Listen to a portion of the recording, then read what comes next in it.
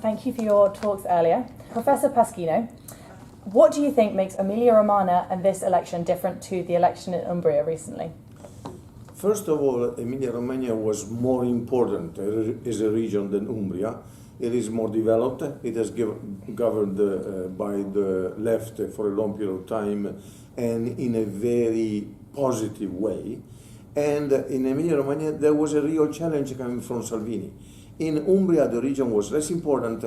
It was torn by mistakes made by the Democratic Party, and the regional council had been dissolved exactly because of those mistakes, or whatever you may call them. So the situation was very bad from this point of view. In Emilia Romagna, there was good government, and in Umbria, there had been a period of bad government.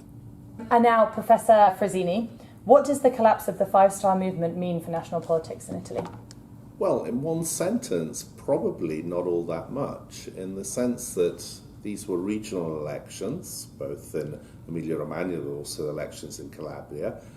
In both cases, the five-star movement had a very, very poor result.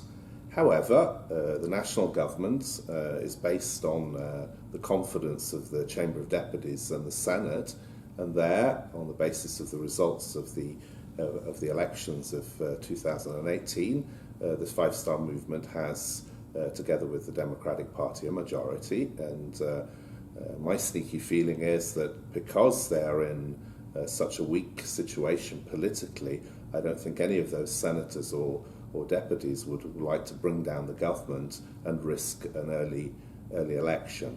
It's obvious that that's the simple answer to the question. There will inevitably be a debate within the government coalition as to what policies to move forward with, and I think that could be pretty important in terms of whether the five-star movement is able to regain consensus. And finally, to both of you, in what way has migration impacted this election?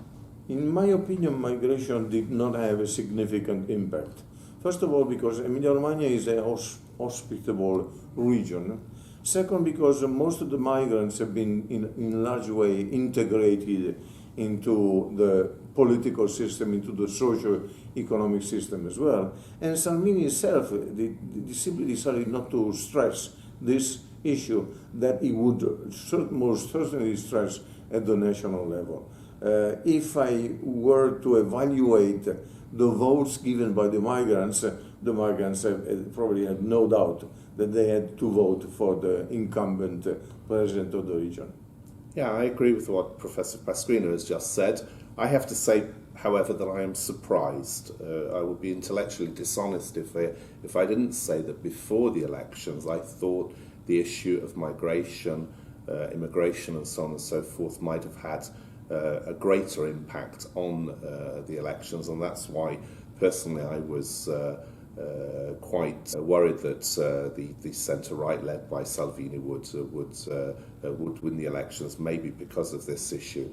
But I think on the whole it has not been in the forefront of the battle, because one of the reasons is that although Salvini wanted this to be a national election, it ended up being a regional election, and I think incumbent President Bonaccini was very, very astute in bringing the campaign to a regional level and discussing with Salvini, who, by the way, wasn't the candidate as president of the region, on topics that are related to this region and are not at a national level.